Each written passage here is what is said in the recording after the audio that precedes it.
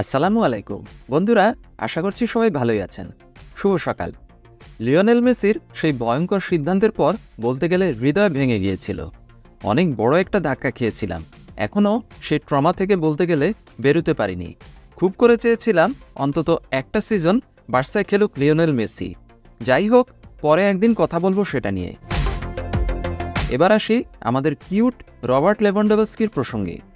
বার্সার আক্রমণ ভাগের বর্তমান নেতা রবার্ট লেভানডোভস্কি প্রথম সিজনে পিচিচি ট্রফি জয় তার হাই লেভেল পারফরমেন্সেরই প্রমাণ দেয়। শুধু অবিশ্বাস্যই নয়, রীতিমতো বিস্ময়ে হতবাক হতে হয়। করিম বেনজেমার মতো অভিজ্ঞ স্ট্রাইকারকে পেছনে ফেলে বুন্দেসলিগায় এতগুলো মৌসুম কাটানোর পর এই 34 বছর বয়সে এসে লা লিগার মতো খুব জটিল একটা জায়গায় খেলতে এসেই বাজিমাত করে দিয়েছেন এই পুলিশ সুপারস্টার। এবার সেই লেভানডোভস্কির দিকে হাত বাড়িয়েছে হালের নতুন বিরক্তিকর সৌদি প্রো লিগের আরও এক ক্লাব। রিপোর্ট বেরিয়েছে জাভির নতুন এক্সাইটিং বার্সা প্রজেক্টে থাকার জন্যই লেভানডোভস্কি সৌদি আরবে খেলার এক মেগা অফার এক সেকেন্ডেই না করে দিয়েছেন। মধ্যপ্রাচ্যের এই নতুন টাকার পাহাড়ে ইতিমধ্যে করিম বেনজেমা, এনগোলো কান্তের মতো সুপারস্টাররা পাড়ি জমিয়েছেন এই সামার উইন্ডোতে।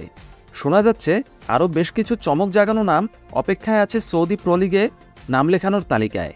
কিন্তু একজন নিপাট ভদ্রলোক রবার্ট লেভানডোভস্কি যেন অন্য ধাতুতে গড়া। সংবাদ মাধ্যমগুলো জানাচ্ছে প্রায় 1800 কোটি টাকার এক বিস্ময় জাগানো অফার না করে দিয়েছেন লেভানডোভস্কি শুধুমাত্র বার্সার হয়ে অন্তত আরও এক মৌসুম খেলার জন্য। এমনকি কোনো ধরনের আলোচনাই শুরু করেননি তিনি। একেবারে সোজাসুজি কড়া জবাবে না করে দিয়েছেন।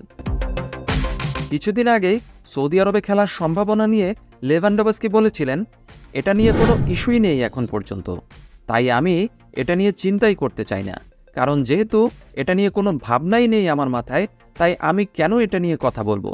বিশেষ করে এখানে আমার চুক্তির আরও কিছুদিন বাকি আছে এখনও। সৌদি আরবে কি ঘটছে আমি দেখেছি, কিন্তু আমি এটা নিয়ে একদমই ভাবছি না, কারণ এই মুহূর্তে আমার অন্য আরও অনেক কিছু প্রায়োরিটি আছে। লেভানডোভস্কির সাথে 2027 পর্যন্ত চুক্তি আছে বার্সেলোনার। লেভা এটাও বলেছেন তিনি বার্সাতে খেলেই অবসরে যেতে চান। সবাই ভালো থাকবেন। Take care. আল্লাহ হাফেজ।